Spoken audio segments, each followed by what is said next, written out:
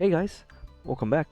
So today I'm going to go ahead and do a deck profile on the deck that I'm going to be using for the Synchro Festival. That's going to be out on Monday, I believe, which is the 4th or the 11th of April. So I'm recording this one day in advance, so I haven't got to actually play the deck yet. But it's a very similar deck to I was playing in the um, Exceed Festival. And basically, same principle. We're going to be using Nekroz because I think Nekroz are probably going to be just an easy way to bring out big monsters with good effects that we don't rely on our extra deck at all as much.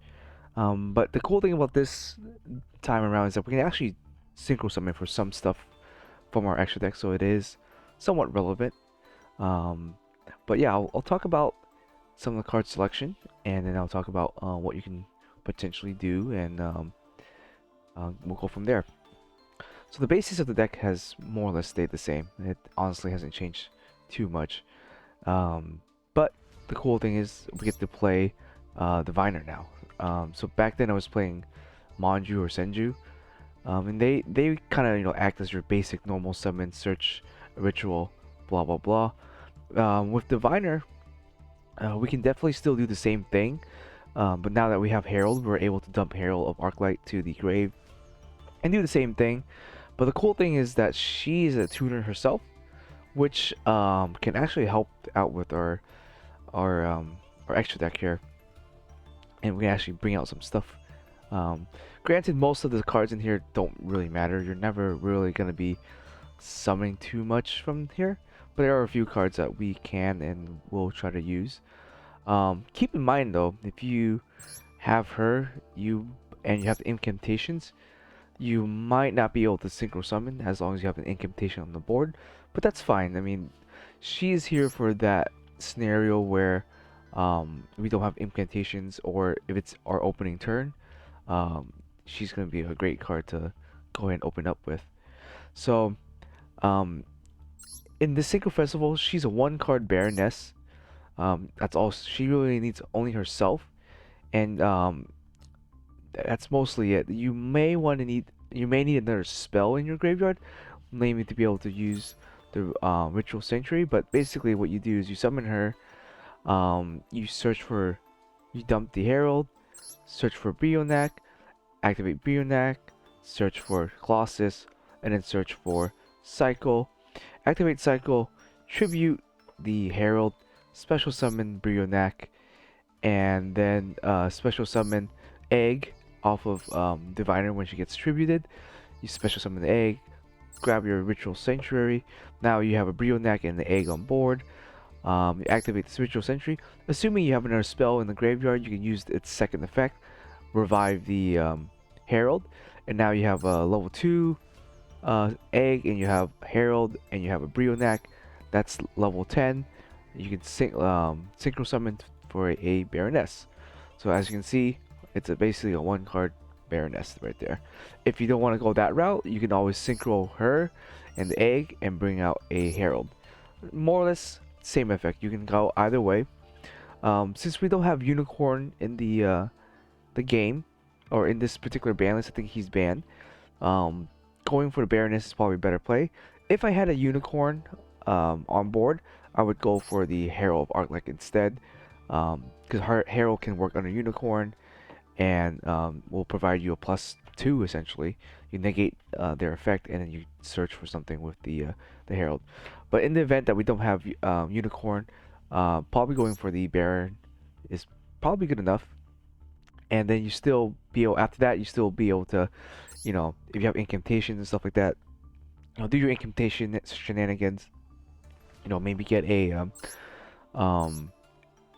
airhead here out, or a decisive arm out, and yeah, you should be pretty ahead of your opponent there. Otherwise, the basis of the deck is the same. I think I down the Valk to 1, just because you don't really need the Valk as much. You don't need him to discard to end a battle phase. What you need him for is you need him when you need to draw cards. You have him out, you tribute off your incantations, draw 2 cards. So that's what he's namely here for. Trish is still, Trish is Trish. Not much to really say about that. and I have one of each of the level 10s. I do this so I can go ahead and bring out a big beater. So Airhead works really good with the incantation, but you know he's kind of a costly card to use. But he has a good effect. He has a terrible hand effect. Never use his hand effect. It's garbage. Decisive Arm is kind of both. It's like it's in the middle of the road. It's got the ability to pump up any of your Nekroz monsters by 1,000 attack points, which is handy for when you need to run something big over. Or when he's on the board, he pops a face down card, which is still decent enough. The reason I play one of each is just because depending on the situation, you might want one over the other, and they both got 33 attack, which is pretty nice. Most things in this particular format will have a hard time running them over, purely just based off of the fact that they're 3,300. And if you got stuff to back them up with it, it's pretty good. Uh, Otherwise, I think I took out the evenly matches and I put in triple tactic talents just for additional draws. Evenly match, you probably don't need it because I think they ban Eldritch in this format or in this event, and so you don't really have to worry about Eldritch at all. I think they banned specifically the Golden Lord, so you're good. You don't gotta evenly match as much and have to worry about that. I don't know what else they banned. I think it's basically the same stuff they banned with the Exceed format. Obviously, they ban all other extra deck stuff except for, the synchros. But yeah, I mean, I think this deck will work just as well as it did when I played the first Exceed event. So yeah, it looks exactly the same. And I might make changes depending on how it is. The triple Texas talent is probably going to be your most flexible card, and so you can replace this with anything else really. Other than that, yeah, your Max C's and your Callback Graves to be defensive.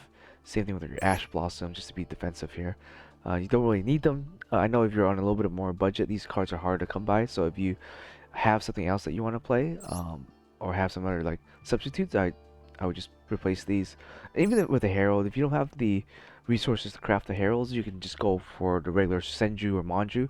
And I think they're just a rare, so that it shouldn't be too hard to craft and play the deck.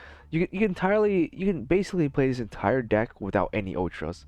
Maxi's not necessary, Herald's not necessary, um, Blossom's not necessary. The only necessary Ultra you may need would be the Trish. Maybe you don't even need this guy really. I pulled him, so I'm playing him. But you honestly don't even need to play him. Like Trish is probably the only Ultra card that you need, and you honestly don't play with any of your extra deck stuff too. Extra deck is just extra. This is stuff I just had extra in my extra deck, so keep in mind it's not optimized or anything. It's just generic stuff that I had that I can just shove in as, oh, maybe if I want to actually synchro, I'll go into it. The only card that you really potentially need is Herald if you're gonna play Diviner. If you play Diviner, you definitely need Herald. There's no way you would play her without that. And then you would need maybe Baron for the combo. You could do Leo for the combo, but Leo's not that great. Obviously, he's not as good as Baron for sure. There's a world's difference there. And then maybe a Cyframe Omega, but this is a giant maybe. There's no way for you to dump him to the graveyard to get any value out of him. You could play some Dogmatica stuff, but I don't think the Dogmatica engine's too handy in here. Like there's nothing you want to really dump with like, anything to be real. Like you're not gonna get any value with the off of Entis and punishment or anything like that. You're not really getting too much value. So I think just playing the incantation will get you more value. Incantations, the only thing I don't like about them is they have the high potential to brick. But I mean, in this format where it's so slow, I guess you just don't really care. And you can always use them as tribute fodder for Valk and the Air Reed head here, or Airhead, Reed Hair.